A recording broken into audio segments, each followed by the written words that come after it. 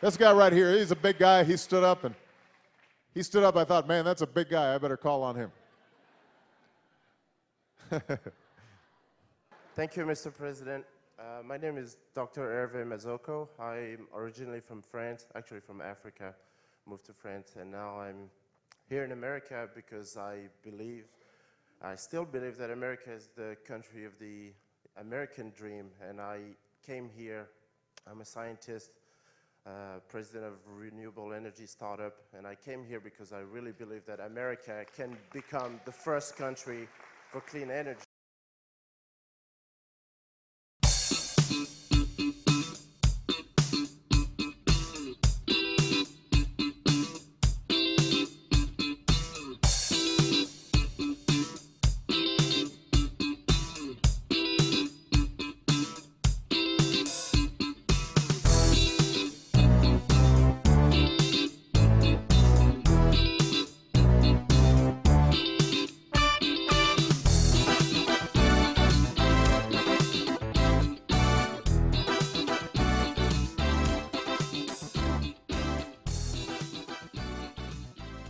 Bonjour tout le monde, écoutez, là c'est une autre étape de New York Story.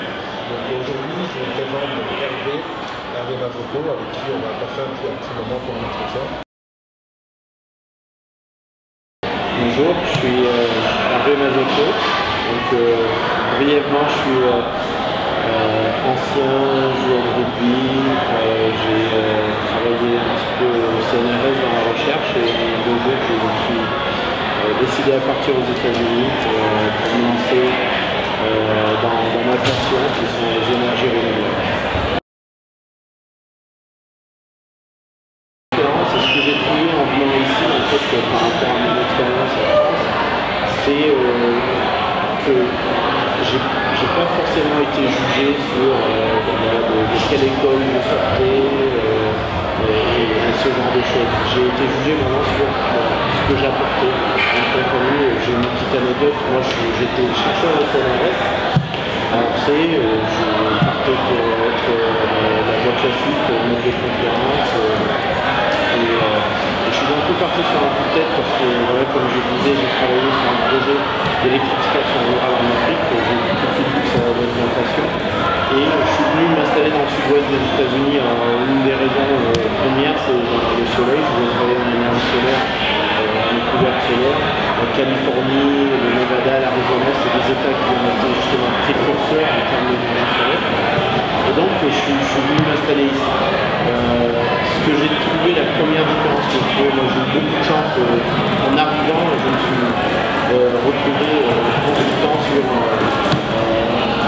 un hôtel de 3,5 milliards de dollars, enfin des chiffres qui me dépassaient à ce moment-là de ma vie. Et j'ai tout de suite été en contact avec des gens vraiment très haut placés, entre guillemets. Et c'est un peu la différence que je vois par rapport à la France, c'est des choses qui auraient pu sûrement des années et des années et qui ne seraient peut-être jamais arrivées. En quelques années, je me suis retrouvé à être invité à parler devant des sénateurs au Congrès américain, à parler au président des États-Unis. J'ai l'impression qu'en fait, c'est ce qu'on dit ici, sky is the limit. Il n'y a pas de limite à ce qu'on peut vraiment atteindre à partir du moment où on se donne les moyens.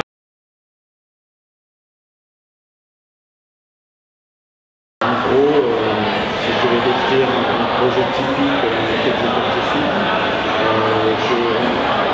on conseille en fait des entreprises pour leur stratégie énergétique.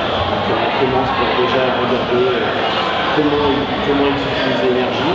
Ensuite on essaie de les conseiller sur comment optimiser l'utilisation de cette énergie. Et la dernière partie, c'est justement mettre en place des mesures qui peuvent réduire leur coût énergétique, utiliser les énergies renouvelables telles que l'énergie solaire, l'énergie éolienne, toutes les technologies de stockage d'énergie pour vraiment optimiser l'empreinte carbone et l'empreinte énergétique d'une activité industrielle.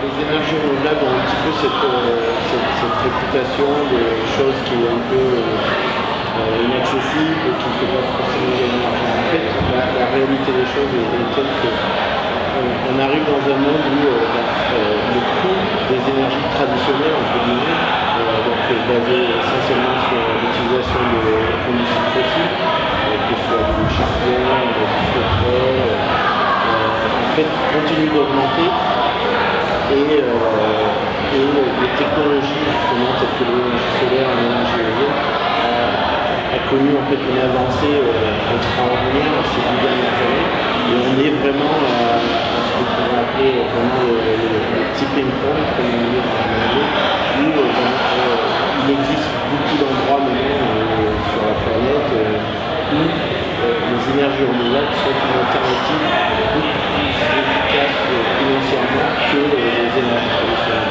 Par exemple, je passe beaucoup de temps à Hawaï en ce moment. Hawaï, c'est une île qui est un peu loin de tout, où pour produire l'énergie, on utilise souvent des centrales diesel ou pétrole. Et on en est à un point où maintenant à Hawaï, on est beaucoup moins cher, ça revient beaucoup moins cher d'utiliser l'énergie solaire vis-à-vis des énergies traditionnelles. Qui dit énergie solaire ou éolienne, dit énergie intermittente, donc la clé en fait de vraiment l'épanouissement de ces énergies, c'est aussi le stockage de l'énergie et la gestion intelligente de ces énergies. Le mot de la fin. Mon mot de la fin en fait il est simple.